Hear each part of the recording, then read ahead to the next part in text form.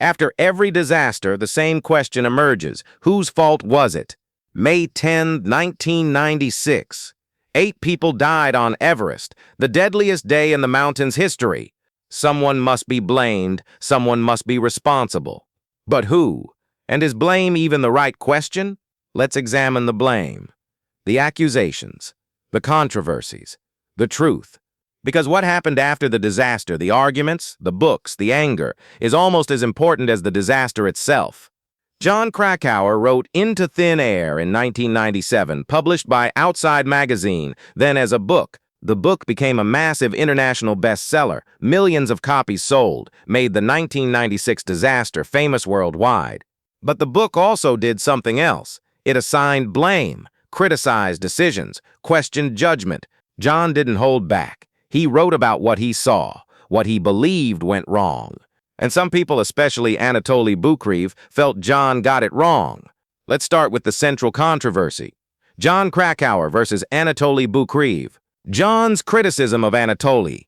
In Into Thin Air, Jon questions several of Anatoli's decisions on May 10. First, Anatoli descended ahead of his clients, reached camp before them. Jon writes, a guide should never leave clients behind, should stay with them, help them down.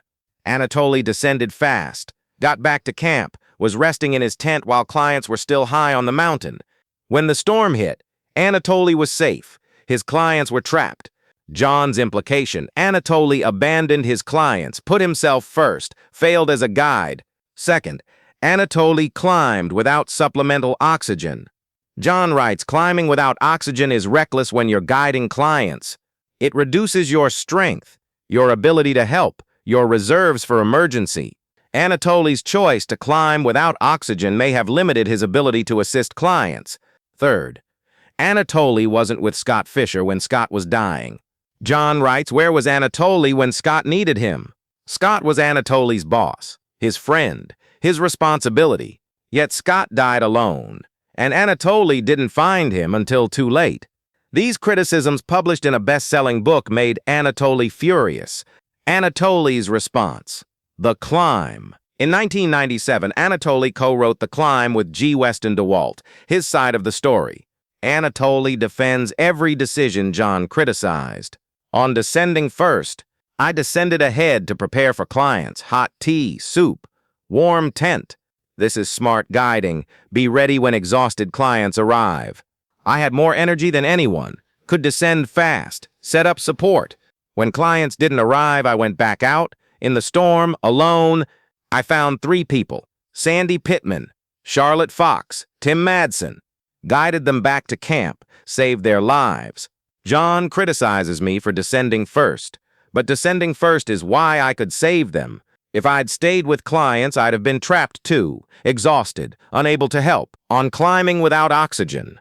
I've summited Everest multiple times without oxygen. I'm stronger this way. Oxygen makes me sluggish, dependent, less acclimatized. Without oxygen, I'm faster, stronger, more capable in emergency. Proof, I went back out in the storm, climbed for hours, saved 3 people. Could I have done that exhausted from using oxygen all day? No. On Scott Fisher, Scott was my friend, my boss. I cared about him deeply. But Scott told me to descend, told me he was fine, ordered me down. I followed his instructions, as employees do. When Scott didn't return, I searched for him, for hours, in the storm. I couldn't find him. The mountain is huge. Visibility was 0. I tried everything, but I couldn't save Scott. Jon blames me for Scott's death, but Scott made his own choices. To climb sick, to summit late. Anatoli's conclusion. Jon Krakauer is a journalist, not a mountaineer. He doesn't understand high-altitude guiding, doesn't understand decisions we make. He wrote a book, made money, became famous, but he got the story wrong, and he damaged my reputation. The climbing community splits. After both books published, mountaineers took sides. Some agreed with Jon, guides should never leave clients. Anatoli's decisions were wrong. Others agreed with Anatoli, Jon doesn't understand guiding. Anatoli saved lives, he's a hero. Arguments erupted. In magazines, at climbing events, online. The debate became personal, angry, emotional. Jon Krakauer stood by his book. I wrote what I saw, what I believed. I stand by it. Anatoli Boukreev stood by his decisions. I made the right choices. I saved lives. History proves it. Neither backed down. The controversy raged for years. Then, in 1997, Anatoli died on Annapurna, Avalanche, Christmas Day. The debate didn't end, but it changed. Criticizing a dead hero felt different. Jon Krakauer later said, I wish Anatoli and I could have talked, really talked. We never resolved this, never found common ground. Now we never will. But the Jon versus Anatoli debate isn't the only blame controversy. Let's look at others. Blaming the guides, Rob Hall and Scott Fisher. Some people blame Rob Hall for the disaster. The accusation, Rob broke his own rule, the 2 p.m. rule. That's why people died. Rob knew better, had perfect record, then abandoned his principles for Doug Hansen. His compassion killed him. Killed Doug. Contributed to chaos that killed 6 others. Rob Hall's defenders respond. Rob was trying to help Doug achieve his dream. That's humanity. That's compassion. Yes, he broke the rule, but he made a human choice to care about someone. Blaming Rob ignores everything else. The traffic, the delays, the storm, the system that created pressure. Others blame Scott Fisher. The accusation, Scott climbed when he was sick. That's irresponsible. Scott knew he was ill, should have turned back, instead pushed through. His ego, his never-quit mentality, killed him. Scott Fisher's defenders respond, Scott was trying to succeed, to deliver for his clients, to compete with Rob. The commercial system created pressure. Summit or lose business. Summit or be seen as weak. Scott made a mistake, but the system encouraged that mistake, blaming the clients. Some people blame the paying clients. The accusation, clients shouldn't have been on Everest, they weren't qualified. Doug Hansen was a postal worker. Yasuko Namba was an office worker. They paid money, but money doesn't buy skill, they were liabilities. If amateur clients weren't on Everest, professionals wouldn't have died helping them. Client defenders respond. Clients paid for a service. Guides agreed to provide it. Doug trained hard. Yasuko summited 6 other peaks. They earned their attempts. Blaming clients is blaming victims. They died too. Show respect. Blaming the commercial system. This is perhaps the most important blame. The system itself. The accusation, commercial Everest created the disaster. Multiple teams, same day, same route, competition for clients, pressure to summit. Guides can't turn back. Clients expect results. $65,000 invested. Why? The entire system creates conditions where breaking rules becomes necessary. Rob broke the 2 p.m. rule because commercial pressure demanded summits. Scott climbed sick because admitting weakness loses clients. The traffic jams happen because everyone climbs same route, same season. Commercial Everest killed those 8 people, not individuals, the system. This blame is harder to fight because it's structural, systemic. You can't argue with it easily.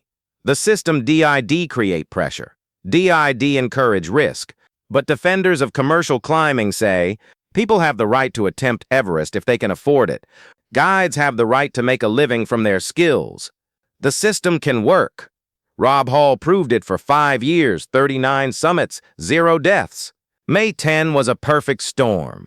Multiple factors, not just the commercial system. So whose fault was it? Who do we blame? The truth is, everyone. And no one.